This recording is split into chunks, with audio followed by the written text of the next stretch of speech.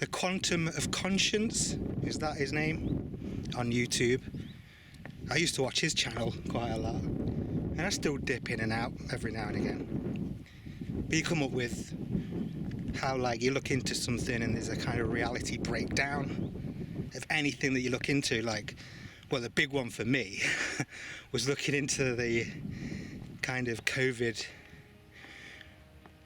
pandemic, and it seems that every kind of line of inquiry that you followed, it just led to this rock that when you lifted the rock up, there was nothing there. That's what it felt like. And that's how I kind of see, in a nutshell, what he means by the reality breakdown. Like, anyway, I was talking about the humans, you know, if we kind of entertain the idea that humans come from apes, and then I got to thinking about, well, when did fire get invented then? I mean, there's all this thing about there's no transitional state between one species and another. Like, it's like, how do you quantum leap from that form to this form? From the hairy primate to a bold, naked, not very good with the elements and the weather, has to have like shelter with insulation and heating and toilets. How did it get from being able to survive in the rough like that to then appearing to like be quite vulnerable, like literally having to work in tribes to kind of watch each other's backs and make sure you keep like the predators at bay and all that?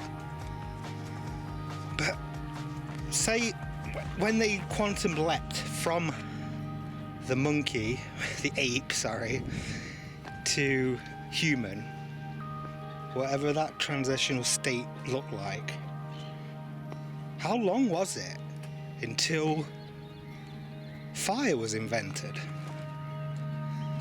It's a really strange thought, isn't it? Because it's like, without fire, we are really crap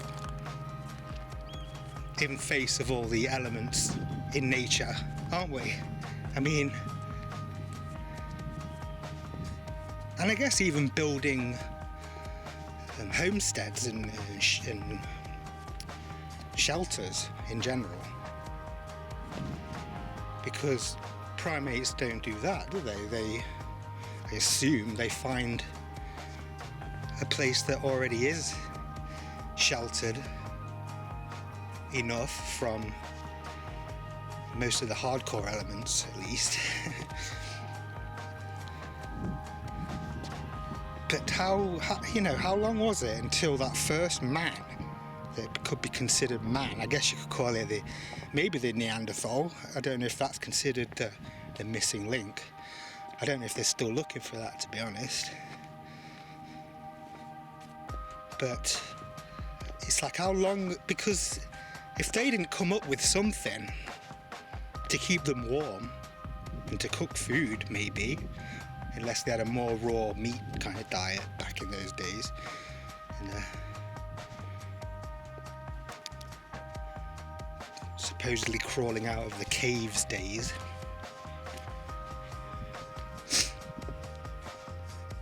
I mean, surely it's like most of them would have died out before even trying to, invent the fire. Well, how did they even know to invent the fire? It feels like something that it would be taught almost from a higher kind of intelligence. And that's where the stoned ape theory comes in, isn't it? Terence McKenna's stoned ape theory, where they ate some of the mind-altering substances that are growing on this planet, and it kind of expanded their mind and new ideas came in, and because there is no beginning and end to this universe, that everything has already been done. Whatever is to come in the future, what has already happened, it's already kind of been recorded in what you might say is the Akashic records. So as they're taking magic mushrooms as Neanderthals or whatever, they're kind of connecting into those halls of information that are out there that connects to all humanity, past, present and future. I don't know. It's strange to think about, isn't it?